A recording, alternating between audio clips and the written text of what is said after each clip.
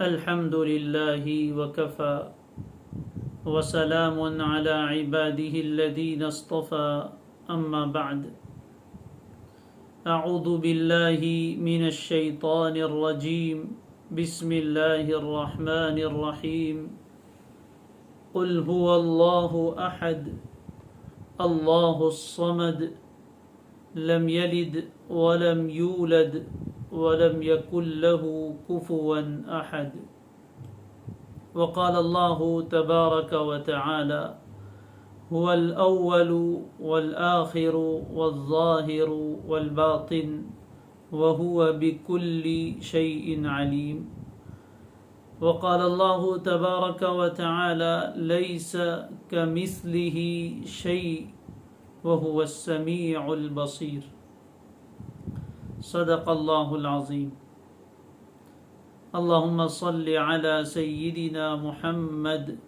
وعلى آل سيدنا محمد وبارك وسلم الحمدللہ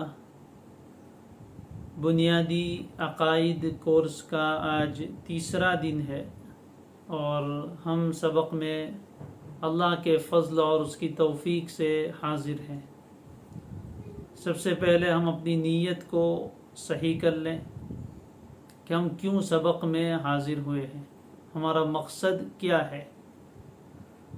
اللہ تبارک و تعالی کی رضامندی اور خوشنودی حاصل کرنا، اللہ تعالیٰ کی معرفت اور پہچان حاصل کرنا اور اللہ تعالیٰ سے قرب حاصل کرنا، یہ ہمارا بنیادی مقصد ہے۔ اپنی نیت کو ہم تازہ کر لیں۔ یہ علم کی مجلس ہے اور علم دین سیکھنے کے لیے کسی مجلس میں شرکت کر لینا یہ بہت بڑی فضیلت کی بات ہے۔ فرشتے اس مجلس کو گھیر لیتے ہیں۔ ان فضائل کا بھی ہم استحضار رکھیں۔ گزشتہ کل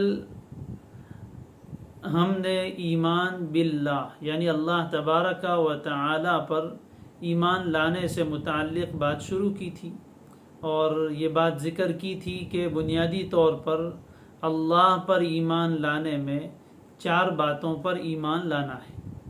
ان میں سے پہلی بات اللہ تعالی کے وجود پر ایمان لانا، اور اسی کی تفصیل چل رہی تھی، دلائل بھی پیش کیے تھے کہ اللہ تعالیٰ کے وجود کو تسلیم کیوں کیا جائے، اس کے کیا دلائل ہیں۔ علی وجہ البصیرت ہم الحمدللہ اس بات کو مانتے ہیں کہ اللہ ہے، اس کا وجود ہے۔ پھر دوسرے نمبر پر تھا اللہ کی ربوبیت پر ایمان، نمبر 3 اللہ تعالیٰ کی الوہیت یعنی اس کے معبود ہونے پر ایمان، اور نمبر 4 اللہ تعالیٰ کے تمام ناموں اور اس کی تمام صفات پر ایمان۔ یہ 4 باتوں پر ایمان ہمیں لانا ہے۔ اللہ تعالیٰ کے وجود پر ایمان سے متعلق پہلا عقیدہ کل یہ بیان کیا تھا کہ اللہ تعالیٰ موجود ہے۔ الحمدللہ ہم سب مانتے ہیں اور مزید اس میں پختگی پیدا ہوئی۔ اللہ تعالیٰ ہمیں مرتے دم تک اس عقیدے پر زندہ رکھے۔ دلوں کو بدلنے میں دیر نہیں لگتی ہے، اس لیے اللہ تعالیٰ سے دعا کرتے رہنا چاہیے۔ خود نبی اکرم صلی اللہ علیہ وسلم یہ دعا کیا کرتے تھے، یا مقلب القلوب ثبت قلبی علی دینک، اے دلوں کو پھیرنے والے میرے دل کو اپنے دین پر ثابت فرما دے، جما دے۔ تو ہمیں بھی یہ دعا مانگتے رہنا چاہیے۔ اب اللہ تعالیٰ کے وجود سے متعلق ہی آگے کچھ اور عقائد ہیں جو انشاءاللہ آج ہمیں پڑھنے ہیں، تو باری باری ہم ایک ایک عقیدہ انشاءاللہ دیکھتے چلے جائیں گے۔ چونکہ یہ عقائد ہیں، بہت دھیان سے اور توجہ سے سننے اور سمجھنے کی ضرورت ہے۔ یہ کوئی معمولی چیزیں نہیں ہے۔ اللہ تعالی ہمیں دھیان بھی عطا فرمائے، سمجھنا اور سمجھانا ہمارے لیے آسان فرمائے۔ اللہ تعالیٰ سے یہ دعا کر کے ہمیں بیٹھنا چاہیے۔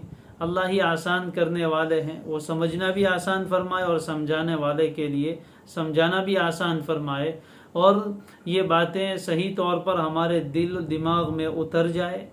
شیطانی وساوس سے اور شکوک و شبہات سے اللہ تعالی ہماری حفاظت فرمائے۔ یہ بھی بہت اہم دعا کر کے ہمیں بیٹھنا چاہیے۔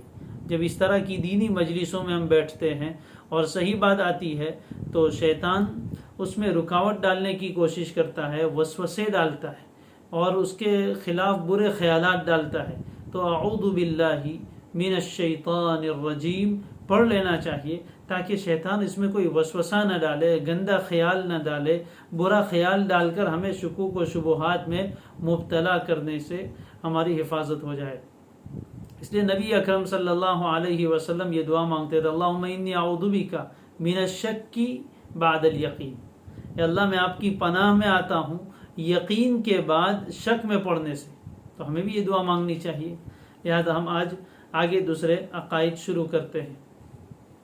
پہلا عقیدہ تو کل ہم نے پڑھا تھا کہ اللہ تعالیٰ موجود ہے. تو بھی ایک سوال پیدا ہوتا ہے کہ موجود ہے تو کب سے موجود ہے، اس کا وجود کب سے ہے اور کب تک رہے گا. تو دوسرا عقیدہ ہے اللہ تعالی ہمیشہ سے موجود ہے اور ہمیشہ تک رہے گا. یہ عقیدہ ہے اللہ تعالی ہمیشہ سے ہے اور ہمیشہ تک رہے گا. یعنی اللہ تعالیٰ کا وجود ازلی بھی ہے اور ابدی بھی ہے. اسی ازلی اور ابدی کو کہتے ہیں ہمیشہ سے ہے اور ہمیشہ تک رہے گا. اور آسان کر دوں کہ اللہ تبارک و تعالی ابتدا اور انتہا دونوں سے پاک ہے. یعنی اس کی ابتدا کب سے ہے وہ کوئی بتا نہیں سکتا، وہ ہمیشہ سے ہے. آسان لفظوں میں یوں سمجھ لیجئے کہ کوئی وقت ایسا آیا ہی نہیں جب اللہ کا وجود نہ ہو. ہمیشہ سے ہے. اس کے وجود کی ابتدا کو کوئی بتا ہی نہیں سکتا، اس لیے کہ وہ ابتدا سے پاک ہے. اس لیے کہ اگر کوئی آدمی وقت بتائے تو کب کا بتائے گا؟ وقت کی ابتدا ہے. وقت کب سے بنا؟ جب زمین و آسمان بنی، اور زمین و آسمان کے بعد سورج و چاند کا نظام یعنی دن رات کا نظام چلا، تب سے وقت کی شروعات ہوئی. اس دن رات کو، سورج و چاند کو، آسمان و زمین کو بنانے والا خود اللہ ہے.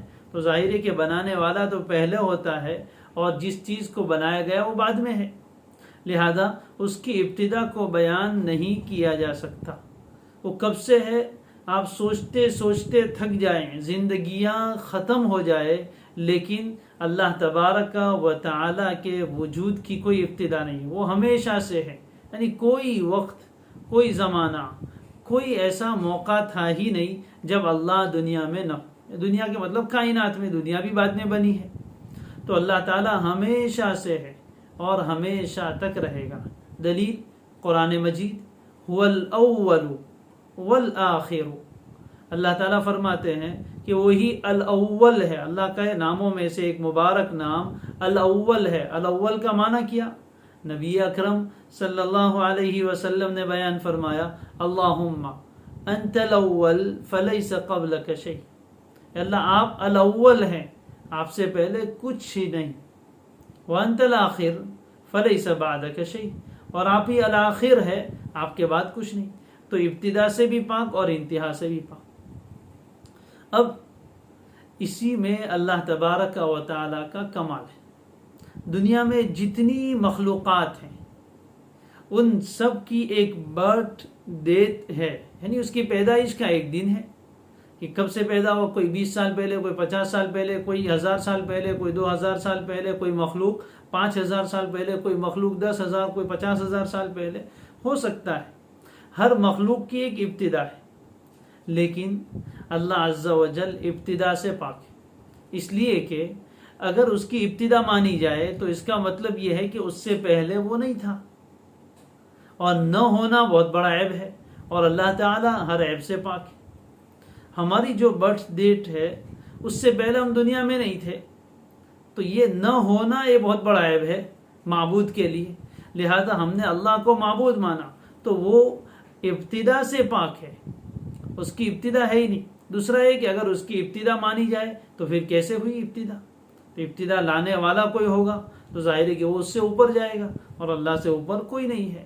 تو اللہ تعالیٰ کے بارے میں، یعنی اس کے وجود کے بارے میں ہمارا عقیدہ یہ ہے کہ اللہ تعالیٰ ہمیشہ سے ہے. اور کب تک رہے گا؟ ہمیشہ تک رہے گا، یعنی کبھی اس پر فنا نہیں ہے، کبھی وہ ختم نہیں ہو سکتا. کل من علیہا فان وَيَبْقَى وَجْهُ رَبِّكَ ذُو الْجَلَالِ وَالْإِكْرَامِ. اس روئے زمین پر جتنی چیزیں ہیں وہ سب کی سب چیزیں فنا ہونے والی، ایک نہ ایک دن ختم ہو جائے گی، لیکن تیرے رب کی ذات باقی رہے گی، اس پر کبھی فنا طاری نہیں ہو سکتا. جو مٹ جائے وہ معبود کیسا، اور جو نہ ہو وہ معبود کیسا. تو ہمارا معبود ایسا ہے جس کے جنم کا کوئی دن نہیں، جس کے جنم کی کوئی بھومی نہیں. دنیا میں لوگوں نے جن جن چیزوں کو معبود بنایا، کسی کی جنم بھومی ہے جس کے لیے لڑائی چل رہی ہے، کسی کے جنم کا دن ہے اور ابھی بھی لوگ مناتے رہتے ہیں. تو جب معبود خود پیدا ہوا تو ظاہر ہے کہ اس کو کسی نے بنایا اور اس کی ابتدا ہے. ہمارے معبود یعنی اللہ عز و جل جو معبود حقیقی ہے، سچ میں ایک ہی معبود ہے، اس کی کوئی ابتدا نہیں، وہ ہمیشہ سے ہے اور ہمیشہ تک رہے گا. یہ دوسرا عقیدہ ہے، الاول والآخر، اللہ تبارک و تعالیٰ کی ذات ہے. تیسرا عقیدہ، اب سوال ہے کہ پھر اس اللہ کے وجود کو مان لیا، وجود کب سے ہے کب تک وہ بھی معلوم ہو گیا. اب آگے تیسرا سوال ہے کہ اس کا وجود کیسے ہوا. تو اس سلسلے میں یہ ہمارا عقیدہ یہ ہے کہ اللہ تعالیٰ کا وجود ذاتی ہے، اللہ تعالیٰ کا وجود ذاتی ہے، وہ خدا ہے. خدا ہم فارسی میں بولتے ہیں، اصل تو اللہ ہے، فارسی میں اللہ کو کیا بولتے ہیں؟ خدا. وہ کیوں بولتے ہیں خدا؟ یعنی خود سے آنے والا، کوئی اس کو لایا نہیں ہے. وہ ہستی ایسی ہے جو خود سے ہی وجود میں ہے، کسی نے اس کو وجود نہیں دیا، کسی نے اس کو وجود نہیں دیا، کسی نے اس کو پیدا نہیں کیا. باقی تمام عالم کو، پوری کائنات کو اسی نے وجود بخشا ہے، لیکن اس کو کسی نے وجود نہیں دیا، وہ خود سے ہی ہے، کوئی اس کو وجود دینے والا نہیں ہے. اس لیے کہ اگر اس کے لیے کوئی وجود دینے والا ہو تو پھر وہ اس سے بڑا، اس سے طاقتور ہوا، تو معبود وہ ہونا چاہیے. اگر پھر اس کے بارے میں یہ مانے کہ اس کو بھی کسی نے وجود دیا ہے تو وہ اس سے بڑا ہوا، آخر میں جا کر تو کہیں نہ کہیں سلسلہ رکے گا. ظاہر ہے کہ وہی اللہ ہے جس کو کوئی وجود دینے والا نہیں ہے، اس کا وجود اپنا ذاتی ہے، وہ خدا ہے، یعنی خود سے ہی آیا ہے. جب کچھ بھی نہیں تھا تب وہ تھا. سب چیزیں بعد میں بنی ہیں، عرش ہو، کرسی ہو، قلم ہو، آسمان ہو، زمین ہو، سورج ہو، ستارے ہو، پوری کائنات ہے، وہ سب اسی نے بنائی، اس کو کوئی بنانے والا نہیں ہے. اس کا وجود اپنا ذاتی ہے، کسی کا دیا ہوا نہیں ہے. اللہ تبارک و تعالی واجب الوجود ہے. کیا معنی؟ کہ دنیا میں جتنی چیزیں موجود ہیں ان کو 3 چیزوں پر تقسیم کیا ہے، ان 3 قسموں پر تقسیم کیا ہے. پہلی صورت یہ ہے کہ ایسا وجود کہ جس کا ہونا ہر وقت ضروری، کوئی وقت، کوئی زمانہ، کوئی لمحہ، کوئی گھڑی ایسی نہیں ہو سکتی جس میں اس کا وجود نہ ہو، اور وہ صرف اللہ کی ذات ہے. اور ایک ہے ہم لوگ، یعنی باقی تمام مخلوقات ممکن الوجود، یعنی اس کا ہونا بھی ممکن اور اس کا نہ ہونا بھی ممکن. پہلے ہم نہیں تھے، ابھی ہیں، پھر ایک وقت آئے گا جب نہیں ہوں گے. کائنات کی ہر چیز کا یہی حال ہے. اور کچھ چیزیں ایسی ہیں جس کا نہ ہونا ضروری، یعنی وہ کسی بھی وقت میں ہو ہی نہیں سکتی. وہ ہے اللہ تعالیٰ کا شریک. اللہ کا شریک نہ پہلے تھا، نہ ابھی ہے، نہ آئندہ کبھی ہو سکتا ہے. تو بہرحال تیسرا عقیدہ اللہ تعالیٰ کے بارے میں ہمارا یہ ہے کہ اللہ تعالیٰ کا وجود ذاتی ہے، وہ خود سے ہی وجود میں ہے، اس کو کوئی وجود دینے والا نہیں، کوئی اس کو پیدا کرنے والا نہیں. باقی تمام عالم کو، پوری کائنات کو اسی نے پیدا کیا ہے، ہر چیز اسی کی پیدا کی ہوئی ہے. تو یہ تیسرا عقیدہ ہوا. پہلا عقیدہ اللہ تعالیٰ موجود ہے. نمبر 2 کب سے موجود ہے، کب تک؟ ہمیشہ سے موجود ہے اور ہمیشہ تک رہے گا. نمبر 3 اس کا وجود کیسے ہوا؟ تو اس کا وجود ذاتی ہے، وہ خود سے ہی وجود میں ہے. باقی کائنات کی تمام چیزوں میں سے کوئی بھی چیز ایسی نہیں ہے جو خود سے وجود میں آئی ہو، بلکہ ہر چیز کو وجود دینے والا اللہ ہے. تو وجود کا مالک وہ ہے. ہر چیز کو وجود دینے والا وہ ہے، وہی موجد ہے، موجد یعنی وجود دینے والا، تو اکیلا اللہ ہے۔ تو اپنی وہ ذات میں وہ خود سے آیا ہے، اس لیے کسی کا محتاج نہیں۔ اگر وہ خود سے نہ ہو، یعنی جس کو ہم معبود مان رہے ہیں، اگر وہ خود سے وجود میں نہ آئے بلکہ کوئی اور اس کو وجود دے، تو وہ اپنے وجود میں محتاج ہوا، اور محتاج کبھی معبود نہیں ہو سکتا۔ جیسے ہم اپنے وجود میں اللہ کے محتاج ہیں، ہم اپنی ہر چیز میں اللہ کے محتاج ہے، تو جس طرح ہم محتاج ہیں ویسے معبود کو بھی محتاج مانا جائے تو وہ معبود کیسا؟ ظاہر ہے کہ معبود وہی ہو سکتا ہے جو ہر طرح کی محتاجگی سے بالکل پاک ہو۔ لہذا اللہ تعالیٰ ہی وہ ذات ہے جو اپنے وجود میں کسی کا محتاج نہیں۔ اس کے علاوہ دنیا میں جس کسی کی لوگ عبادت کر رہے ہیں، چاہے وہ انبیاء میں سے کوئی ہو، یا چاہے اولیاء میں سے کوئی ہو، یا کوئی اور مخلوق ہو، وہ سب کی سب چیزوں کو وجود اللہ نے دیا ہے۔ وہ اپنے وجود میں اللہ کے محتاج، اپنی بقا میں یعنی باقی رہنے میں اللہ کے محتاج، تو جو محتاج ہو وہ معبود ہرگز نہیں ہو سکتا۔ تو اللہ کے بارے میں یہ بھی عقیدہ ہمیں رکھنا ہے کہ اس کا وجود ذاتی ہے، وہ اپنے وجود میں کسی کا محتاج نہیں ہے، وہ خدا ہے یعنی خود سے آنے والا ہے، کسی نے اس کو پیدا نہیں کیا۔ باقی تمام عالم و کائنات کو، کائنات کے ذرے ذرے کو اسی اللہ نے وجود بخشا ہے۔ اب آگے وجود کے بارے میں ایک اور سوال پیدا ہوا کہ موجود بھی ہے، ہمیشہ سے ہے، ہمیشہ تک رہے گا، اس کا وجود ذاتی ہے، تو اس کا وجود ہے کیسا؟ اس کا وجود ہے کیسا؟ تو اس سلسلے میں ہمارا چوتھا عقیدہ ہے کہ اللہ تعالی ایک ہے۔ بچہ مسلمانوں کا بولتا ہے اللہ ایک ہے، اللہ ایک ہے۔ اللہ ہمارے دلوں میں اس بات کو جاگزیں فرما دے، مضبوطی کے ساتھ جما دے۔ اللہ ایک ہے، اللہ اکیلا ہے، یکتا ہے۔ یکتا بھی ترجمہ کرتے ہیں فارسی میں، جس کے جیسا دوسرا کوئی ہو ہی نہیں سکتا، اس کو کہتے ہیں یکتا۔ جس کے جیسا دوسرا کوئی ہو ہی نہیں سکتا، ممکن ہی نہیں۔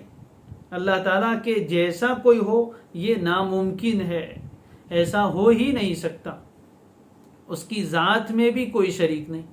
قل هو اللہ احد، سورہ اخلاص، قرآن مجید کی بڑی پیاری سورت، فرماتے قل هو اللہ احد، اس کے آگے پیچھے کوئی نہیں ہے، نہ وہ کسی کی اولاد ہے، نہ اس کی کوئی اولاد ہے۔ انشاءاللہ یہ عقیدہ مستقل آئے گا۔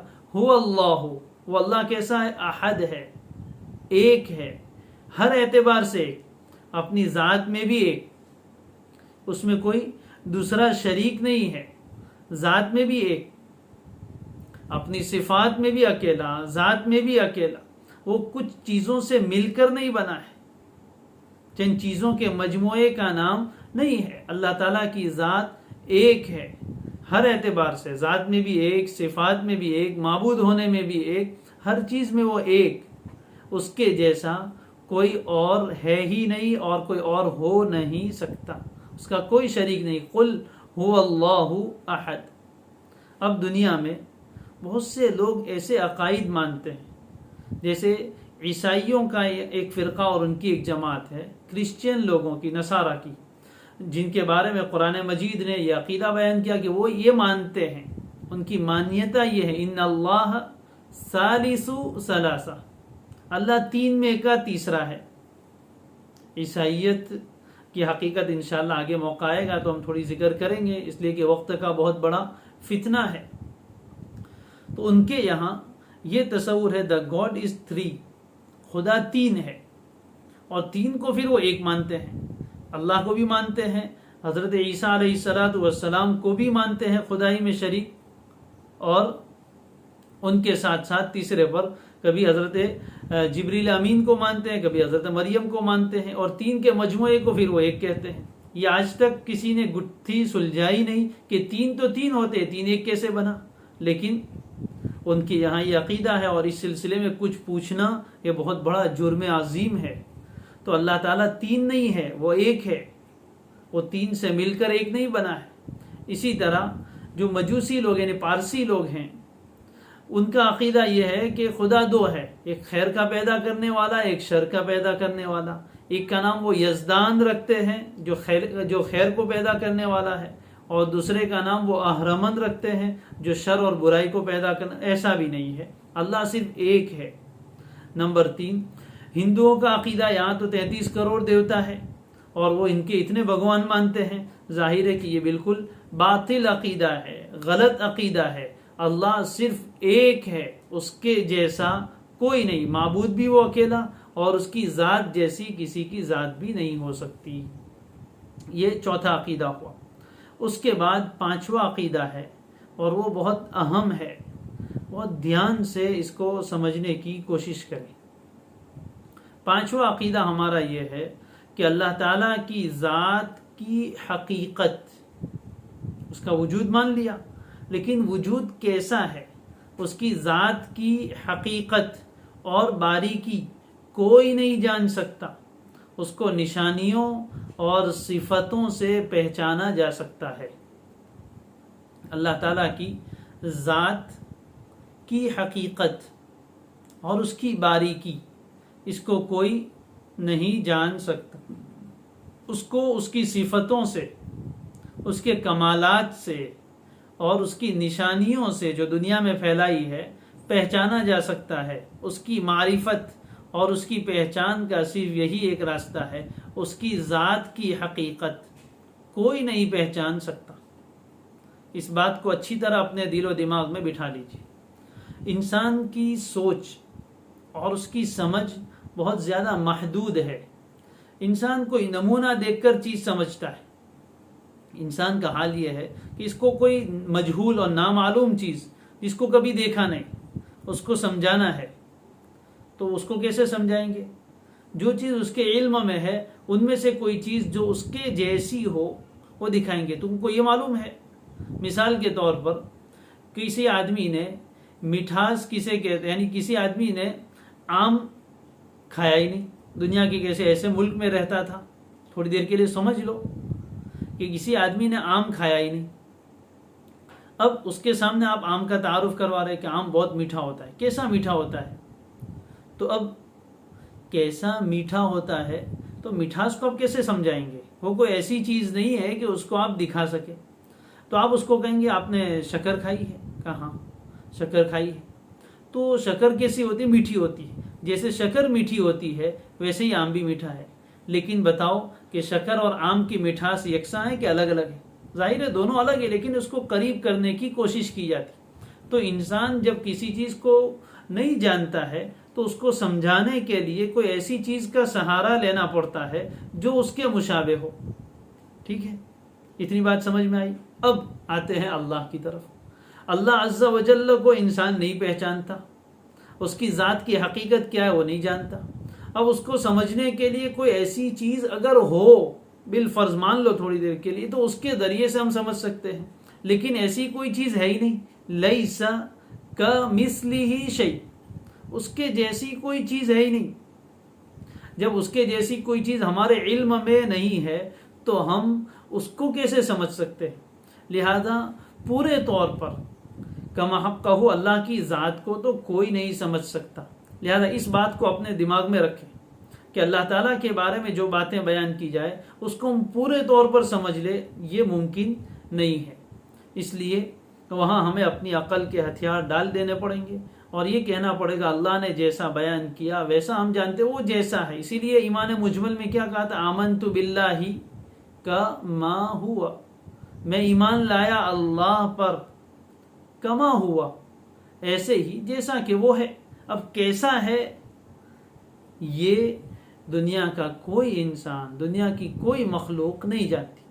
اللہ نے اپنے آپ کو چھپایا ہے اس لیے کہ اس کی حقیقت ہمارے دماغ میں آ سکے، یہ ممکن نہیں ہے۔ بہرحال تو اس چیز کو اچھی طرح سمجھ لیجئے کہ اللہ تعالیٰ کی ذات کی حقیقت اور باریکی کوئی نہیں جان سکتا۔ ہاں، اس کی پہچان کے لیے، اس کی معرفت کے لیے ہمیں کیا دیا گیا ہے؟ اس کی صفات۔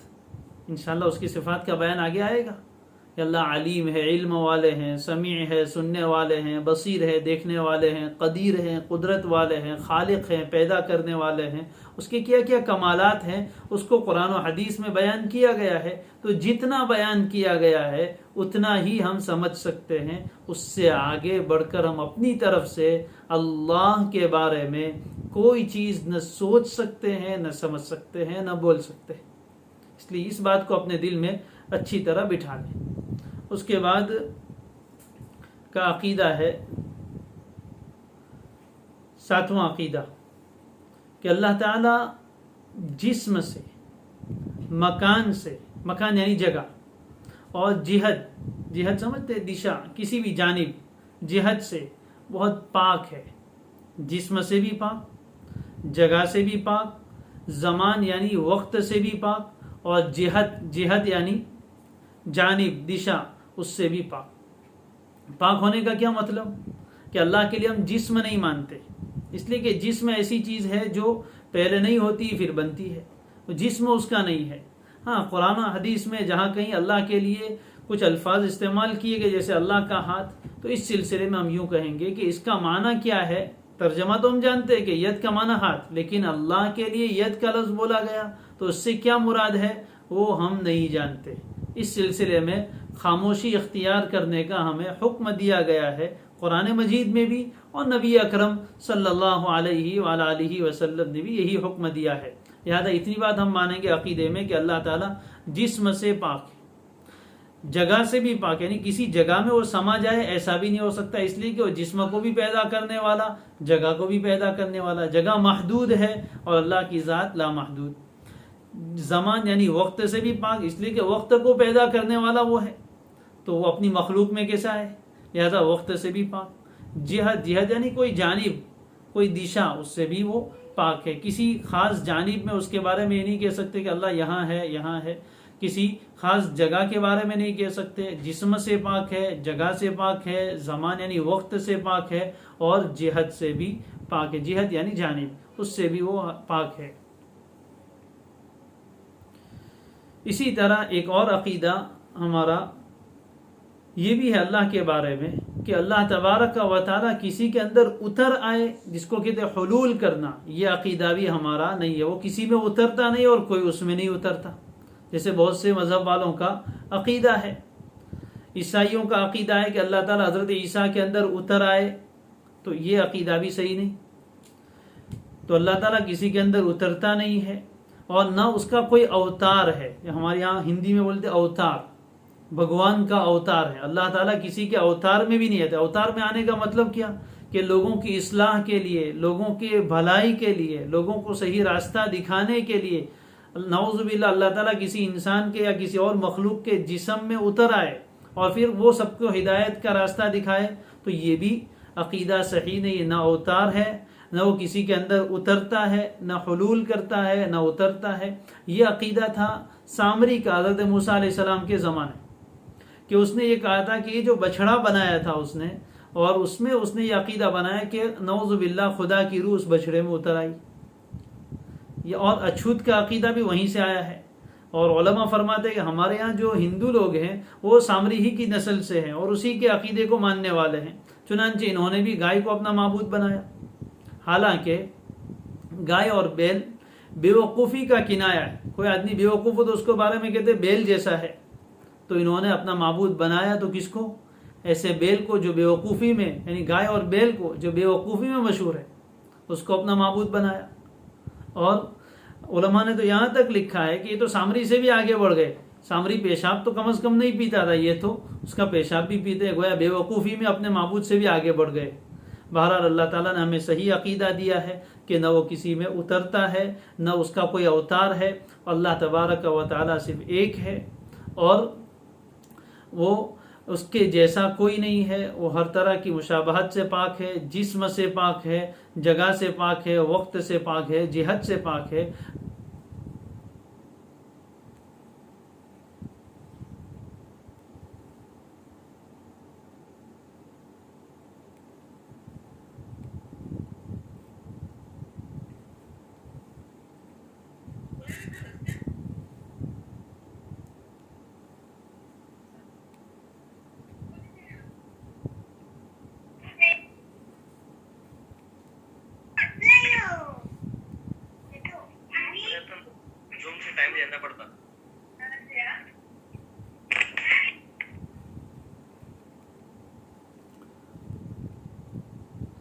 تو اللہ تبارک و تعالی جہت سے پاک ہے، ہر اعتبار سے وہ ہر نقص سے، ہر عیب سے پاک ہے۔ یہ ہمارے بنیادی عقائد ہیں۔ آج کے سبق کو یہی ختم کرتے ہیں، آئندہ انشاءاللہ سنیچر کو اس سے آگے بڑھیں گے۔ اللہ تبارک و تعالی ہمارے اس سبق کو قبول فرمائے۔